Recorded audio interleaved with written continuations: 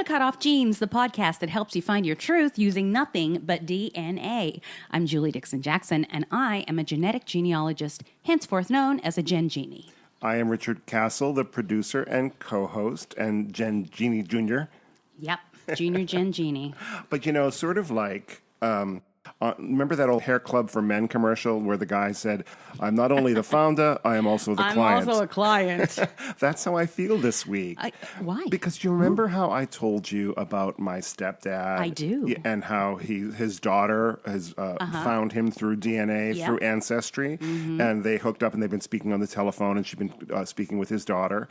Well, she flew out this past weekend to surprise him for his 80th birthday, and they met for the first time. Oh, how was it? It was really, really nice. Did you meet her? I did. I did. And you know what? It was really kind of scary how much she looked like him. Like, really? I mean, this is terrible to say, but she looked like him in drag. I mean, they had the same body type, the same like shaped face, the same high forehead. I mean, they looked exactly alike. And now, mind you, I know my stepdad's other kids, you know, and they don't look anything. Not that they don't look anything like him, but than they do. Yes, that happens a lot. Our the 4-part one that we just finished last week. Yes,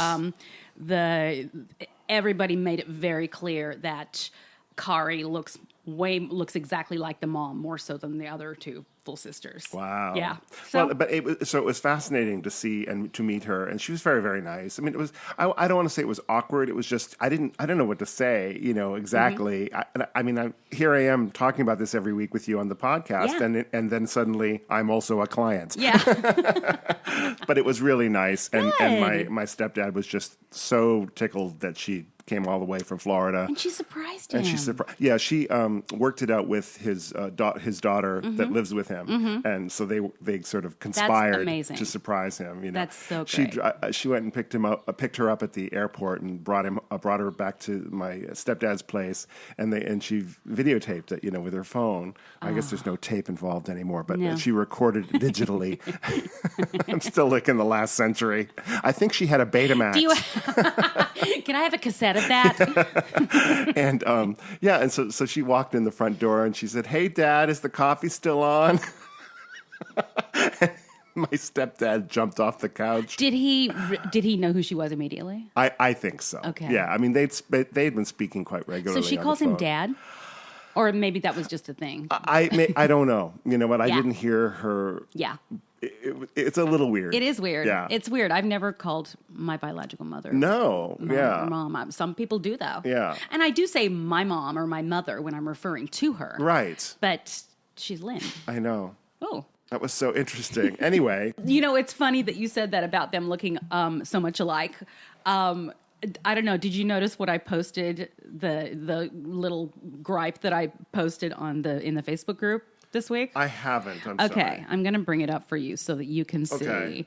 And anyone who's in the group knows what I'm talking about. So I've been, for a couple months, I found the parents were of this one person a couple months ago.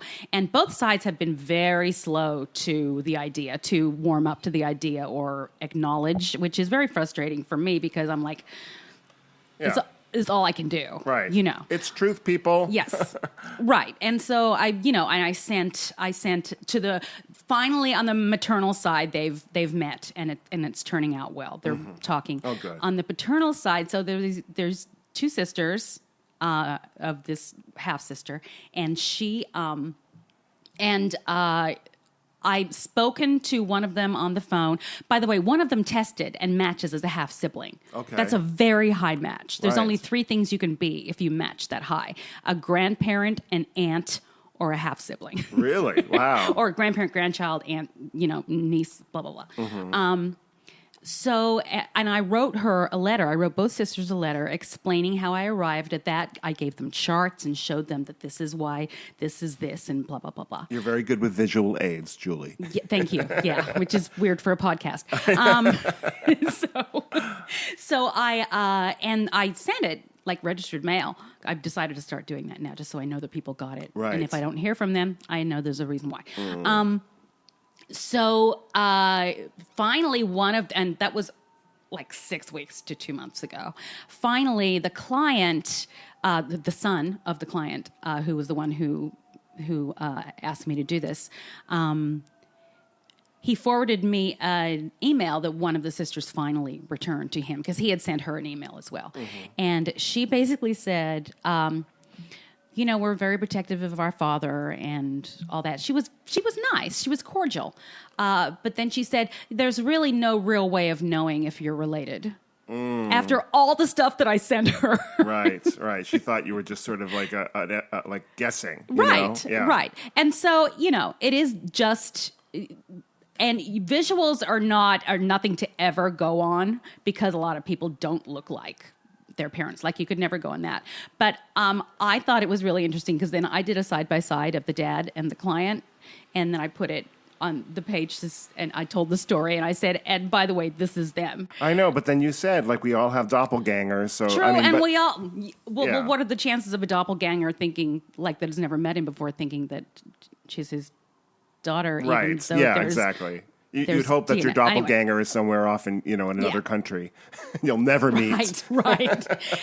But we have DNA evidence. I mean, anyway. Yes. So so he wrote back to say, and to ask her if she read what I had sent her. Is it something that, like, the father that they're so protective of, like, was he married at the time when he fathered this child? I don't think he was. So what does it matter?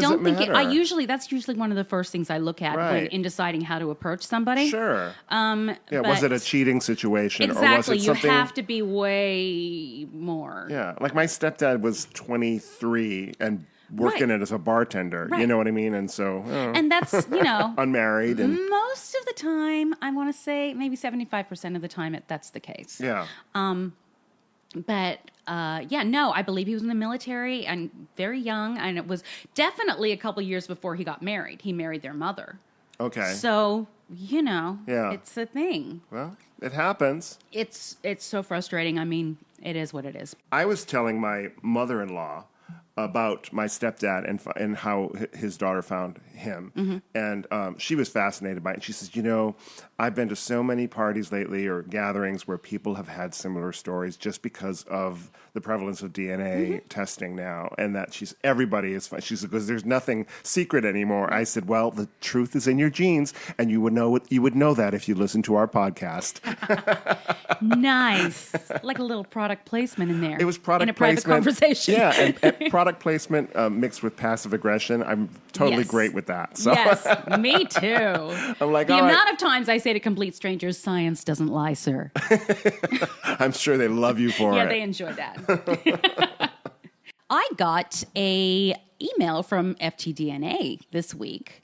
Remember a few weeks ago, it was busted out in the open that FTDNA is now working with law enforcement and people were freaking out and blah, blah, blah. So they were listening and sent out this mass email on March 12th. And it says, we are emailing to notify you of changes we have made to our terms of service, privacy statement, and other guidelines and processes which govern how law enforcement may use our site. We now require all law enforcement authorities to register accounts under a special process designed specifically for law enforcement and third parties working with law enforcement, which allows them to participate in our DNA matching program. New policy took effect March 12th. If you do not wish to be matched with these designated law enforcement users, you have the ability to opt out by adjusting your matching preferences, which now includes an option to opt out of law enforcement matching. So you can opt out of just being matched with those accounts. Oh. Which is actually... I think that's really a good happy medium. I agree. So does that mean that if the law enforcement wants to search, they have to have some kind of warrant to do that? Or like, how does that work so that it would match? They are opting out of matching at all with law enforcement. Oh, okay. So they can have matches, but so apparently with the new way that they're registering, law enforcement is flagged so that whatever algorithm is on your account will know not to share your information with that account. Wow. So, I feel like, if you were I don't know, part of some crime family, some mafioso crime family, you'd be like, oh, I'm going to opt out of everything so that they can't possibly trace me or anybody but related if you're to me. yeah, right. I mean, yeah, if you're a criminal, I still can't get past the thing of, if somebody's completely innocent, why do they care? Well, I mean, other than, outing somebody in their family, but I don't know. I don't know.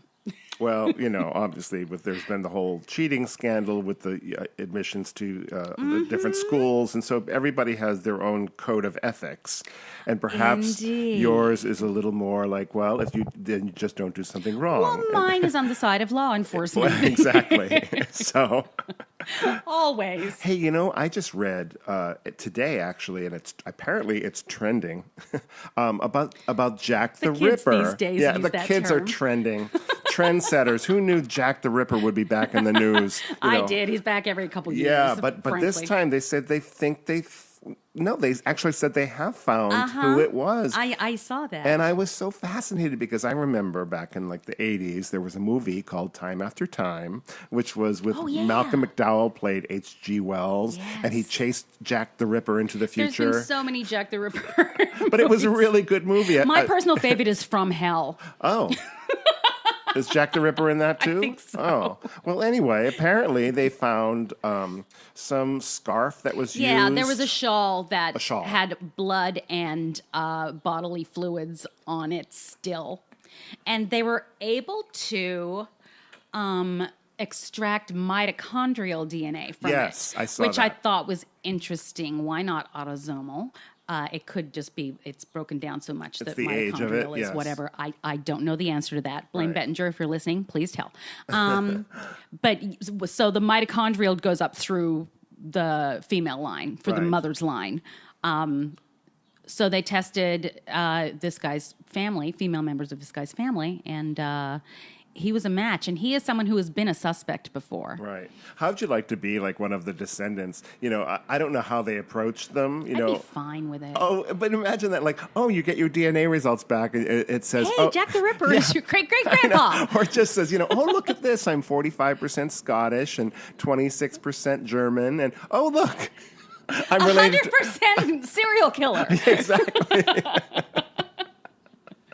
Yeah, that's again, I've spoken at length about all of the crazy things that I've proven have happened in my family in the past, and it happens in every family. Yeah, but you're talking about like having a horse thief. Murder suicide. That's remember? true. I was just thinking that Cornwells. even though there was a murder suicide in your family history, it's not something infamous like Jack the True. Ripper. True.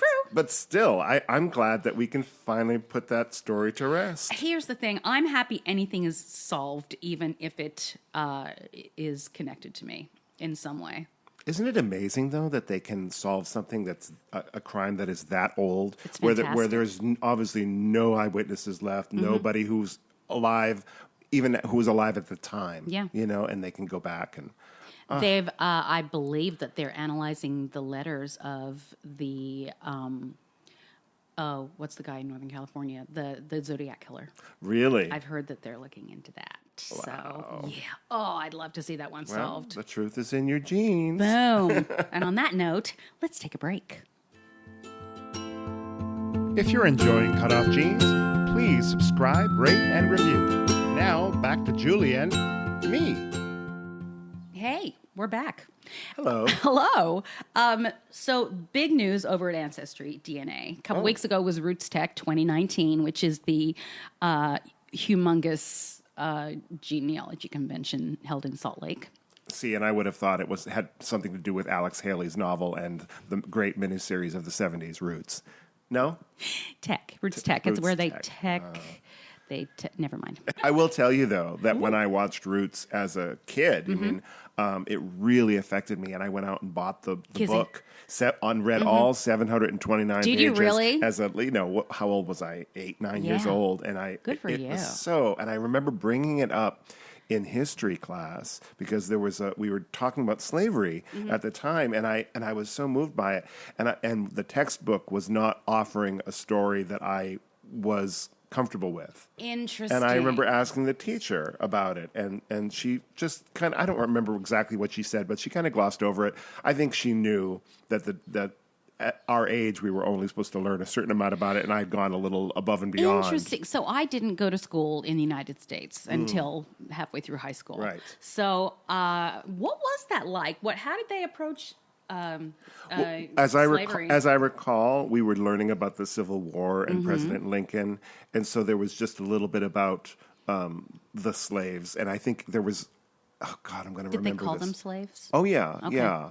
They definitely called them slaves. And I want to say that they said, most owners treated their slaves kindly, but not all did. It was something that really kind of glossed over, Sure. Okay. the whole idea that somebody was a slave. Did you say treated them kindly?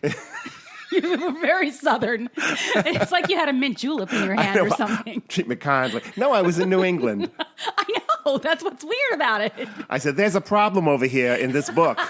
This textbook I'm is going to wrong. park my car and read this book. Alex Haley At Harvard. Alex Haley and Roots and Kunta Kinte, they all Kizzy, are, Kizzy. and Kizzy is telling me different story than what you're telling me here. I was a precocious child. Sure you were. What a surprise. Anywho, Roots going Tech. back to Roots Tech. So Ancestry announced their new DNA matching functions, which is huge. And first things first, it's in beta, guys. What beta means is they're testing it, which means if you have a complaint, don't go onto Facebook and complain about it because Ancestry doesn't read Facebook.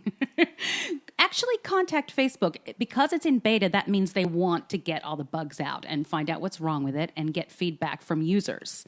So if you're having I'm having a few problems with it, actually, that I still don't know whether I need to update my browser or upgrade my browser or clear my cache, whatever that means. Catch and carry.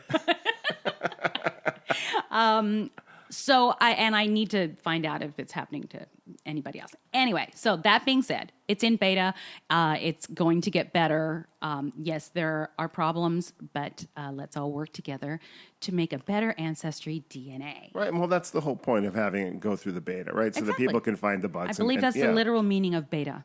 So there's a new matching capability where you can create your own groups. Now, if you recall, I talked about this before. Blaine Bettinger had worked with somebody to make a Chrome extension where you could add it to your Ancestry and you could add different colored dots. The color, and I thought that was a really good way to color Exactly. code. Yeah. Well, I guess it took Blaine doing that for Ancestry to get off their tookus because now they've done it. And it's actually better than Blaine's. So you have the benefit of clustering, which is creating a dot for an unknown match and add shared matches with also that same dot. Now you have a research group, and you can figure out who you all have in common. That's one way to use it. There are 24 different colors, and each match can have as many colors as you want. So the different colors can mean something different. What if you're color challenged like I am? Then you may as well just quit altogether. I just got to go back to my green CRT screen from like the 80s, my IBM. Are you color challenged? I am color challenged. I'm not color blind. Right. I only found this out like a year ago when I went to the optometrist, and I'd never been given this color test before where they show you something and they say, what do you see in this page? And I'm like, I thought it was a joke. I don't see anything. And they're like, And they said, you're color challenged, and only on certain colors. And I forget whether it's like the reds and greens or something or the yellow. Yeah. But whatever it is, I just have trouble distinguishing between those. Red and green? Oh, I forget. There's on the color spectrum, there's certain ones that, and more men apparently are affected by this than women. That makes sense. And I don't know why. It also but it does. explains my curious choice of ties often when I go out of the house and then I get to work and I look in the mirror and go, what was I thinking? Oh, that's funny. That's funny. By the way, I have an email in case you all were wondering what that was. Okay, so did you hear it? I heard it, but I was just going to ignore it. Okay, you can also use a different color dot for each of your 4 grandparents. That's one thing you can do. Then you can even break it down more for on your grandparents' maternal line. and and that same grandparent's paternal line, so you can add more of those. Okay. There's numerous things you can do with this clustering, and once it gets out of beta and gets all the problems out, it'll be very it's still going back and forth between the traditional interface and that for me. Okay. Which is frustrating because I've clustered everything, but then sometimes it just goes back to that and I can't see what cluster it is, so then I have to push matches in common and blah, blah, blah. Anywho. So these aren't two separate things? Like you can't choose to look at it in one way or in the beta way? I thought you could. Okay. I mean, I thought you couldn't. I thought because I chose it. Right. That. Oh, I see. That's the default from now on when you go to the site. But it's not. And what I've discovered is with the new matching, you click on somebody. Okay, here's the problem I'm having, and somebody tell me if you're having the same problem. When you click on somebody to see how they match you, it goes to another page, and it has that person and a huge picture of that person next to a huge picture of you, which is disconcerting. And it has like a way to click on their tree if they have a tree or their profile, and it also has a list of 6 of the matches that you have in common. Okay. You can also, from there, you can click on see all matches in common, and it takes you to a list of all the matches you have in common, which is great. However, I can't get back to seeing all the matches that don't match the person I originally clicked on. I see. And so I have to reboot the whole thing. I have to go back to DNA originally. So I don't know if that's a glitch in the program or my and computer. Is there a way for you to let them know, like this is one of the problems you're having, so that they can fix that when they go, in the beta program? There absolutely is. Yeah. All right. So that is that. I probably didn't explain it very well, but go to Blaine Bettinger's Facebook page or to DNA Central or his YouTube page, and he breaks things down for everybody very well. Okay, through lines. Through lines. So through lines is something that we all have now, apparently. And it's a replacement, like I said, for DNA circles, which nobody understood. And it's basically used to help us tie our matches to our tree. So when you click on the Through Lines button, you're taken to a page that has a single icon listed, like the size of a playing card, for each of your ancestors, your direct ancestors. So it starts with your parents, and then all 4 of your grandparents, and then all 8 of your great-grandparents. And you can click on each one individually, and it'll show you the people that match them or match you by DNA that also have them in their tree. This is assuming you have a tree, everybody. And it'll also, if there's somebody that is connected to that person that you don't have in your tree, it'll show you. Okay. So it'll say something like potential new match, and you can click on that. It's usually beyond the oldest relative on that line. All right. And sometimes it'll say private, which is odd because, well, sure. But that's because they have a private tree. Mm-hmm. But it's telling you that they have somebody beyond this person that could be related to you in their tree, and you can contact them. I see. So, and sometimes there are more clues in it, too. It's not, like I said, it's not. Guys, again, use these as clues. Do not take anything as fact. Look at if somebody has absolutely no sources to prove any of this stuff, I ignore it. I mean, I'll make note of it. I'll put a tag on it, which is another new function that says, explore further. Right. But if there's no proof of it, that tells me either they don't want to share their research or they copied it off somebody else's tree. It's like in math. They make you show your work. You got to show your work. You got to show your work. You can't just have an answer. I think that's a good thing. My drama teacher and my music teacher would write notes to my math teacher. Richard is needed in the drama room or in the music room during this class to rehearse. I remember escaping for stuff like that. And the math teacher would be like, what the hell is this? You're not skipping my class to go play music. I'm like, That's you know what the funny part is, though? I make music for a living. Mm-hmm. and I do nothing with math. You know what? My sixth grade teacher, we're digressing again, but this is such a great story. My sixth grade teacher, Steve Lewis, who I still adore, he's written several books on math, like just basic math related books.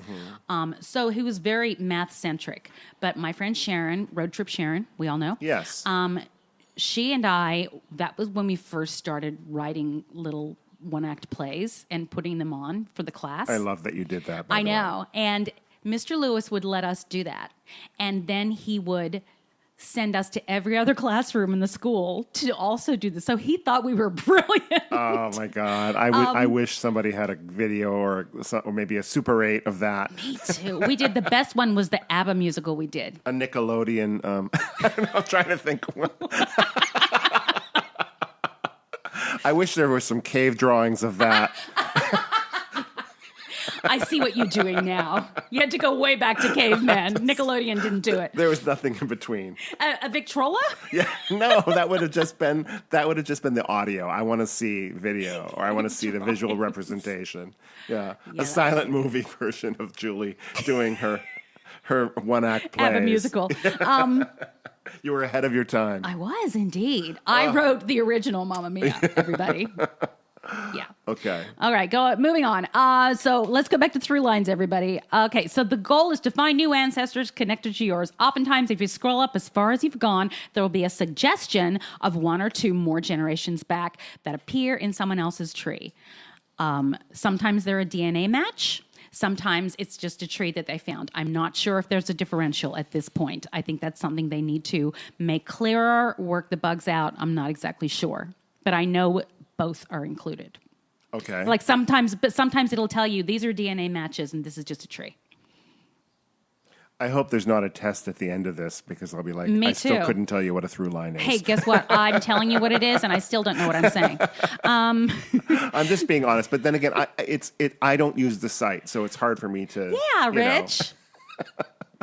What kind of producer are you? You don't even know what you're talking about. Might as well just do a podcast about math. Yeah. Oh, God. All right. One last thing to say about this before we go drown ourselves.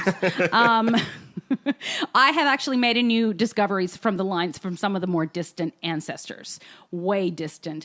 Somebody like me, I look at everything, and so I know who most of my ancestors are or who else of my matches have these people in their trees. So you're going to have to go way back. I've made a couple of discoveries, so it's a good thing, especially if you're not as into it as I am and don't feel like doing as much work or spend as many hours on it as I am. Okay, if you want to add them to your tree, you now have the opportunity to use the new tagging function in which you can tag said ancestor with something like unverified or still searching, so that when people look at your tree, if it's a public tree, they'll see that tag and know that you don't really know either. I think that's actually a very cool thing. Okay, cool. All right. So for more tips on clustering, the color clustering, I found this blog called Memories in Time. It's a New Zealand blog that I actually found this morning that has some interesting tips on different ways to cluster and why all of those different colors are very useful. Okay? Great. All right, let's break. Thank you for listening to Cutoff Genes, the new podcast starring Julie Dixon Jackson. All right, we are back, and it is story time. Yay, I love story time. I know you Who's it going to be this week? This week, it's Debby Keys. Oh, every time I think, is it going to be my story? I don't really have a story. You need to get a story I got to first. get a Yeah. Everyone needs a story. I need to get a story. Everyone has a story, just not necessarily a DNA story, unless you take a DNA test, Rich. All right. All right. So Debby is somebody who reached out to me originally because at one point, remember, we were talking about Mormons, and I was wondering why they own all the genealogy stuff in the world. Yes. Okay. So Debby contacted me originally because she's a former Mormon, and she wanted to help me with my questions about why the Mormons are so interested in genealogy and why they own everything in the world. And so I called her to talk to her about that. And it turns out she has this amazing other story, and an adoption story. Oh, great. So this is her story. This is the first part of her story. And we're going to listen to it, and we'll see you on the other side. Well, I was born with supposedly a heart defect. Okay. And I had crossed eyes. Me too. Did you really? Yeah. That's funny. Okay, go ahead. Is that an adoptee thing? What? It must be. We were just so screwed up. Our eyes stayed crossed. Our eyes were confused. So I went to this foster home, and the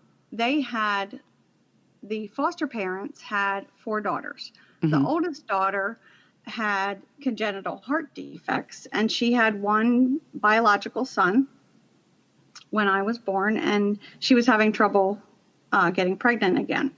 So she and my foster mother decided that since I was probably unadoptable, her oldest daughter, Lynn, adopted me. Okay. So my foster mother became my grandmother. Okay. So have you done a search for your biological family? I have.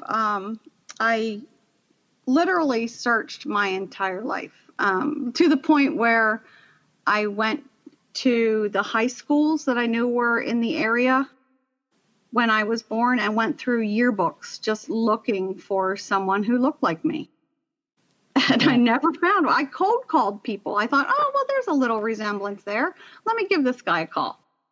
And I didn't have any luck. And I registered with the Baltimore County Social Services that I was adopted through, so that in the event my parents were looking for me, they would put us in contact. And that never happened. Right. And then, so back to the genealogy question, the original question, my adopted mother was Mormon. Okay. And so she was very, very much into genealogy. And we would go as kids, like to cemeteries to get grave tracings. Yeah. And she had, back before the computer age, she had it all on paper. Sure. But then as computers came into play, she put everything on computer, and she did her own ancestry test years and years and years and years ago. It's like as soon as it came out. And her third husband is a Mormon as well. So the two of them, that was what they did. Okay. She had always encouraged me to search. She had no problem with it whatsoever. Oh, that's good. Because when I was first placed in my grandmother's care, they told my grandmother, now don't go out showing this baby around town. Oh, so that's a clue. Yeah. Yeah. Okay. So we logically assumed that my biological family was in the area. And they were looking for a baby with crossed eyes. Right. Exactly. So in 2015, my mom was pretty sick. And I think that she knew that her time was near. Okay. And I was born in March. And for my birthday, she said, can I get you an AncestryDNA kit? Oh. Like, sure. Absolutely. So immediately I spit in the tube and mailed it off. And we waited. And unfortunately, she passed away. Oh, I'm so sorry. April 20th. Okay. How long ago was this? This was 2015. Okay. All right. So I'm sorry to hear that. I sent it in, and April 20th, like 1 month after my birthday, she passed away. Mm-hmm. And I believe it was the next day or the day after that my results came through. Weird. So she didn't get a chance to know that I, got some results. Yeah. But I didn't have any close matches. Okay. The closest I had was, I believe, third and fourth cousins. Okay. So I started sending messages through Ancestry. As you do. I see that we're related, and I'd like to figure out if we can, determine how we're related. Some people actually messaged me back, and they, asked, well, how do you think we're related? And then I'm like, well, I'm adopted. I have absolutely no idea. Yeah, that's always the tough once it gets to that, Yeah. and you don't know how they're going to react. Everybody was, oh, well, my family doesn't have any children that they gave for adoption. Yeah, exactly. And by the way, your third cousin, you wouldn't even know about it probably. Basically, just give me the names of your great-great-grandparents and we'll call it a day. So I really had no clue what to even ask these people. Yeah. You know? But then I found a gentleman, and I emailed him, and he is very much into genealogy, and he has a huge family tree. And I explained where I was from and that I was adopted, and he was like, this is interesting. He loves a good puzzle. Challenge, yeah. Yes. And so we emailed back and forth constantly. And he was right. I gave him all the non-identifying information that I had, what street my foster parents, my grandparents lived on, everything. And he was convinced that he could not think of anyone in his family who would have, parented a child and given it away. And he is, obviously older than I am, and I'm 56. Back then, I guess I was 53. So he was probably in his upper 60s at that time. Okay. His mother was still alive. And so he said, well, let me talk to my mother. And I'm not going to give her any details, but I'm just going to try and, wiggle her memories and see if she might know something. Nope, Flo doesn't know anything. Okay. So we kept in touch because he knew that we were cousins and family is very important to him. God bless him. Fast forward to 2018, April 15th of 2018, I logged in and I had a close family match. Okay. 1672 centimorgans across 61 segments. That's a grandparent, a half, an aunt, or a half sibling. Now, you got to be careful with this one, right? Yeah. Because you don't want to scare anybody away. Yeah. So my message was, I see we're related, and I'd like to see if we can determine how we're related. Okay, good. She responded immediately. Oh. Like the same day. Amazing. Amazing. I know. Let's see, I said that we've been matched as close relatives. I'm originally from Towson, Maryland. Are you from Maryland as well? And she sent back that I am from Baltimore, and these are my siblings, and she named me her 3 siblings. Ooh, that's nice. It wasn't like pulling teeth at all. No. Yeah, good. And then, so this is April, and then she tells me that my husband passed away in February of this year, and I'm in the process of moving, so I haven't done much with this. Okay. She gave me her last name, her parents' names. Awesome. How do you think we are related? I will work on my tree in June when I have time after I move. Okay. So I replied and I said, I'm sorry to hear about your husband. About the relationship, I'm adopted and I don't have much to go on. Uh-huh. And so I gave her the non-identifying information where, my foster parents lived, and that I had another match as a second cousin, and I gave her that person's name. And then I gave her the name of the cousin that I had been emailing for 3 years. Right. Flag went off because I used his first and last name. So I get back, can you send me your email? Oh. I don't want to communicate about something like this in a public forum. What year were you born? Immediately, I emailed her and found out that she is my mother's sister. Oh, wow. So she's an aunt. There you go. She is my aunt. Wow. She was actually at the hospital when I was born. Oh, wow. And has been hoping that I would find her she said, I have missed you all of my adult life. Oh, that's wonderful. So. Oh, that's so great. So wait a minute. How come she recognized the name of the other cousin that you've been talking to? Because that's my biological father's last name. Oh, I see.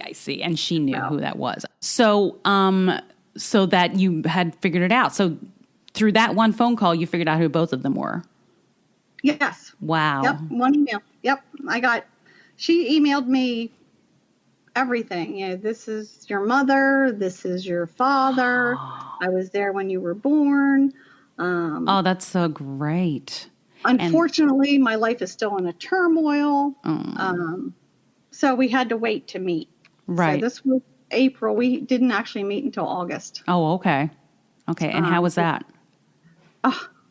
I can't even describe it. I knew her voice the minute I heard it. Oh, wow. Oh, wow. Has, I take it your biological mother has passed away? No. Oh, are you talking about your mother, meeting your mother for the first time? Nope. Meeting my aunt. So we haven't gotten to mom yet. Oh, wow. Oh, my goodness. Okay. This is getting good. Okay. So have you spoken to mom? Well.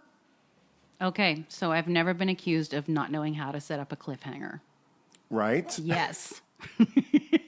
So we're going to have the remainder of this story in part 2 of Debbie's conversation. I can't wait till next week. Me neither. And at some point, I'm not sure if I'm going to play the recording or just tell you what she told me about the Mormons.